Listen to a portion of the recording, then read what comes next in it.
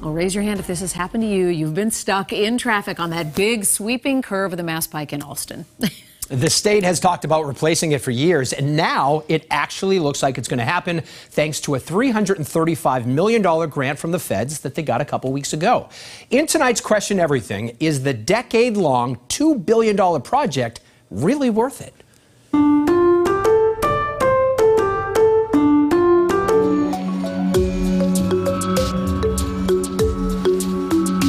From above, it looks like a rat's nest of roads and rusty rails, patched pavement, and piddly park space.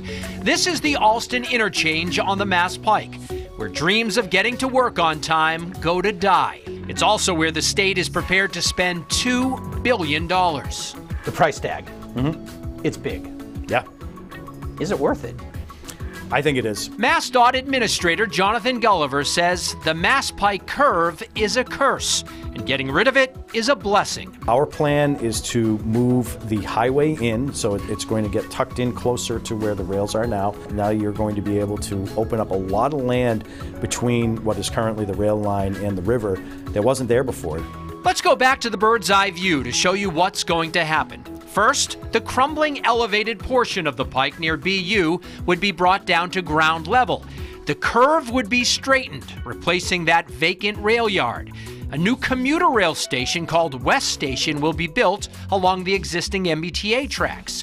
And then new roads, overpasses, and pedestrian footbridges would then connect the train and neighborhoods, new and old, to new park space. The state says neighborhoods like this one in Allston will benefit because suddenly they'll have direct access all the way down to the river. But you know who else will benefit? Harvard University. Because between here and the river, there's almost 90 acres of land for a brand new neighborhood. And Harvard owns almost all of it. So is Harvard picking up a big part of the tab? Well, here's how the project is being paid for.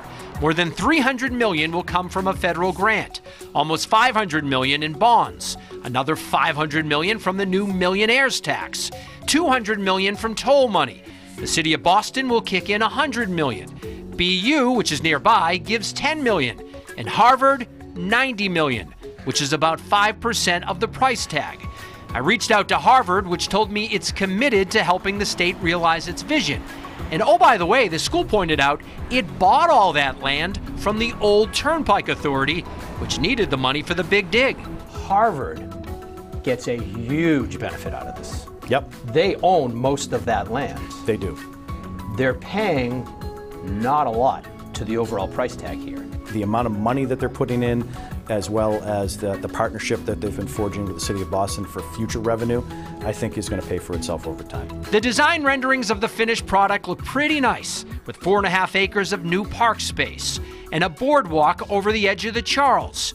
A lot of people seem transfixed by the transformation, like the group A Better City, which advocates for local businesses. And we're going to turn it into a whole new neighborhood with new housing, new development, a new transit station, safer roads, and better bike and pedestrian access.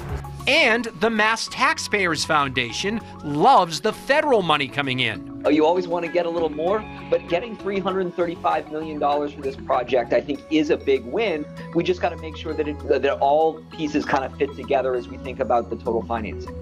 But Emily Norton of the Charles River Watershed Association, which has been instrumental in cleaning up the river, is not impressed. The heat, the noise, and the pollution are going to be terrible. Norton is particularly fired up about this MassDOT image. It shows 8 lanes of highway next to the 4 lanes of Storrow Drive, right next to the Charles. She's shocked that a highway being unveiled in the mid-2030s would be built that wide. My fear is that if it's built the way that we have now, there are a lot of people who are going to be like, what the hell did you guys do with our $2 billion? The state says once the project begins, it'll take about 6 to 10 years to finish. Building the new road along the old should help to minimize traffic. But I don't want to sugarcoat it. This is a very, very complicated project, and it will have some impacts.